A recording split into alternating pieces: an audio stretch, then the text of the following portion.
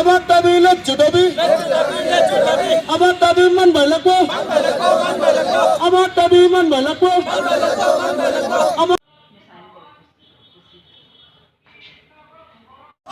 অবৈধ রিকশা বন্ধ করো, অবৈধ রিকশা বন্ধ করো, অবৈধ রিকশা বন্ধ, অবৈধ রিকশা মুক্ত চলিব, এই সময় মতো না চলিব, এই সময় মতো না চলিব।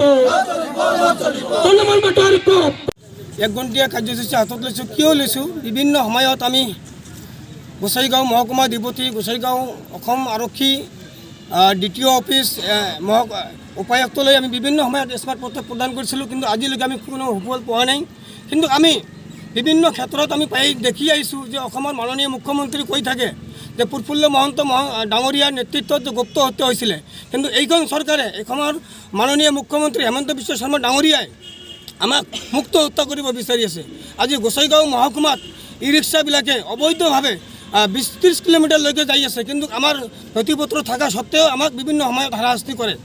কিন্তু এইসকলৰ কোনো নথিপত্ৰ নাই, অবৈধভাৱে বেআইনীভাৱে ইহঁতে যধে মধে 20 কিলোমিটাৰ 25 কিলোমিটাৰলৈকে যাই আছে।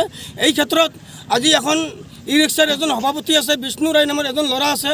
সেই ল'ৰাজনে কি কৰিছে, গোসাইগাঁৱৰ পৰা 20 কিলোমিটাৰলৈকে সি প্লেট নম্বৰ দিছে। সি কি দ্বিতীয় হয় নেকি? আৰু চৰকাৰে কি তাক পাৰ্মিশ্যন দিছে নেকি? সেই পৰিবহণ বিভাগ হয় নেকি?